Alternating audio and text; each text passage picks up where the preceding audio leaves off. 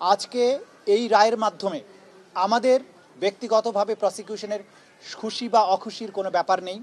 আমরা শুধু এটা বলবো যে শহীদ আসাবুল ইয়ামিন, শহীদ আবু সাইদ, মুগ্ধ, শহীদ আনাস, শহীদ সজল, শহীদ তানজিল ইসলাম সুজয়, যাদেরকে পুড়িয়ে দেওয়া ছিল, এখন পর্যন্ত তার পারিবারিক কবরস্থানে তার ফেরার সুযোগ হয়নি, আদালত থেকে আদেশ হয়েছে।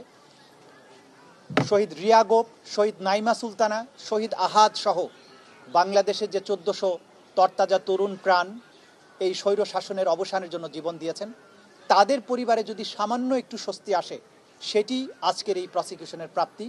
জাতির পক্ষে আমরা একটা বিচারিক প্রক্রিয়াকে সম্পন্ন করার মাধ্যমে এই জাতিকে বিচারহীনতার কলঙ্ক থেকে মুক্ত করার যে ক্ষুদ্র আমাদের প্রয়াস, সেটা যদি সফল হয়, সেখানেই আমাদের সাফল্য। আমরা মনে করি এই রায়টি কোনো ধরনের কোনো অতীতের প্রতিশোধ নয়, এটি হচ্ছে জাতির প্রতিজ্ঞা ন্যায় বিচার প্রতিষ্ঠার জন্য।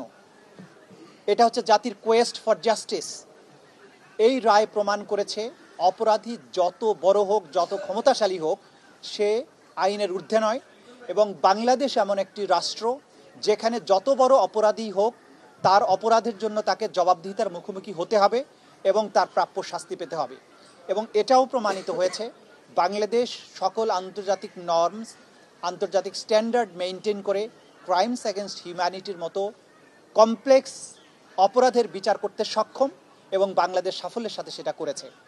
আমরা এটাও একই সাথে বলতে চাই যে কোয়ালিটি অফ এভিডেন্স এখানে দেখানো হয়েছে, যে ধরনের সাক্ষ্য প্রমাণ এই আদালতে উপস্থাপিত হয়েছে, বিশ্বের যে কোনো আদালতের স্ট্যান্ডার্ডে এই সাক্ষ্য প্রমাণগুলো উতরে যাবে।